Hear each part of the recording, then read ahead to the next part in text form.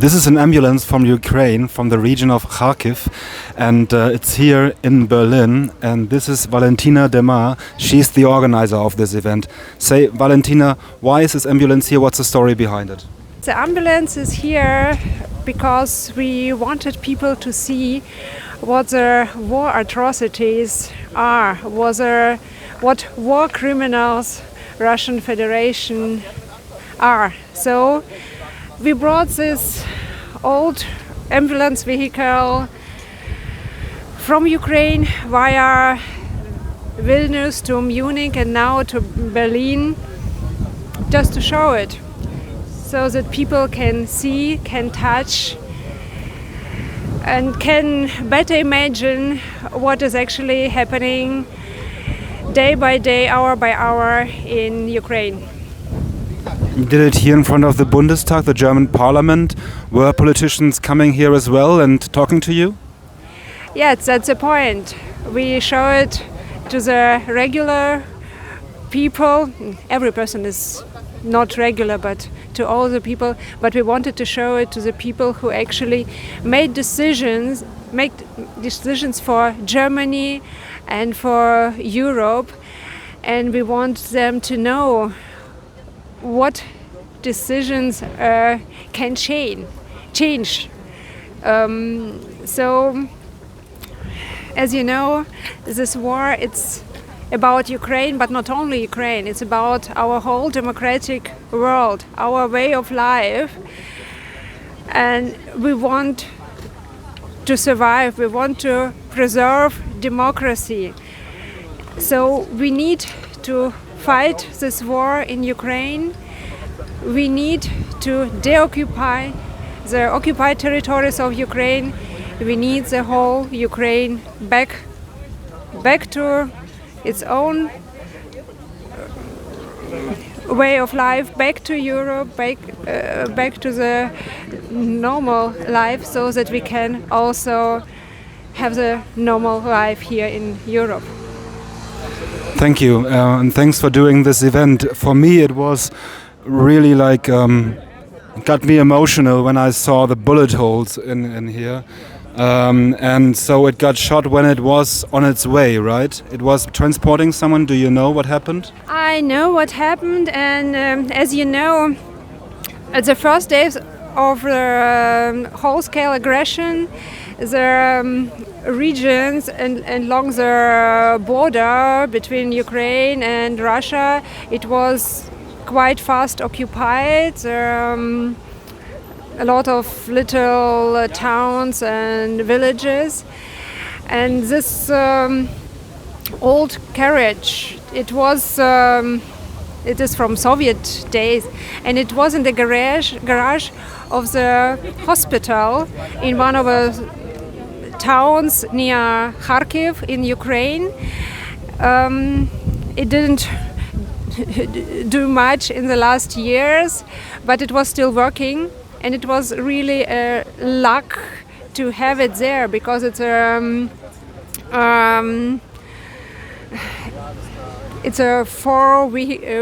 four-wheel drive car, and also it's quite high, so it can drive off-road. And as you know, the Russians, they didn't allow us the green corridors or didn't allow the evacuation, but we needed to evacuate our people. We needed to give them the possibility to escape the terror of these great zones of the constant shelling, and also the terror of potential occupation. And regular, normal, healthy people were evacuated by just normal cars. But the people who were ill, who were lying in their beds, and their families were caring for them, just like families do, there was no possibility to evacuate them by regular car or to go there with a normal ambulance car, because there were no roads. The roads were bombed. You needed to hide. You needed to take field roads and tried not to meet any Russians on your way.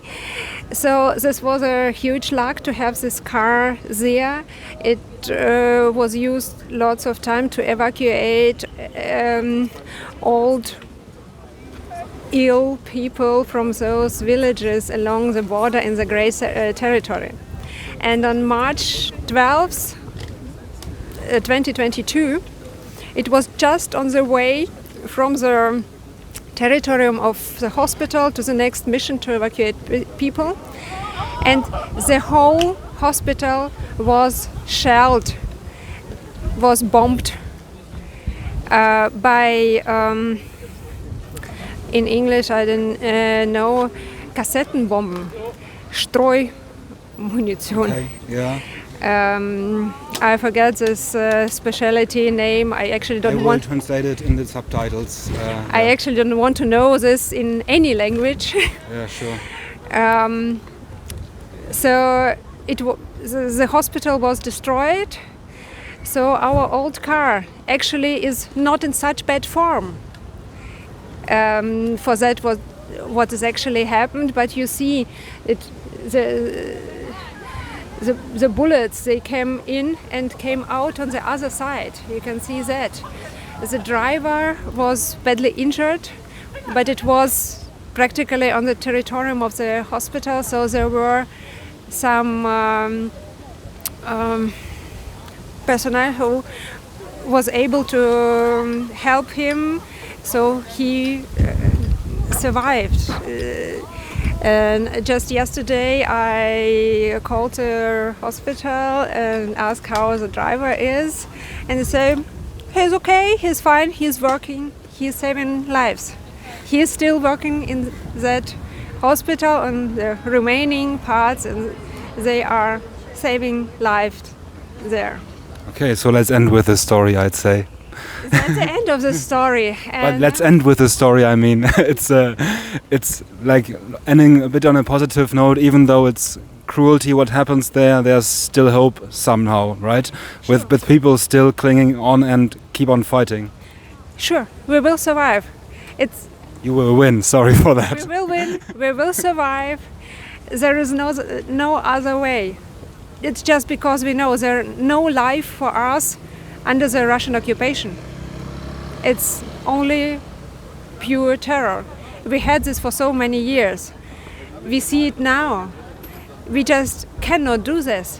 We just cannot allow Russia to do that any longer. So we keep fighting for every person, for every meter of our country, and also thinking that we are doing it not only for Ukraine, we are doing it for the whole democratic world, to show Russia, to show Putin that our way of life can protect our people. He brings his people to death. We are doing everything to save our people. Thank you for that. Really, really thank you.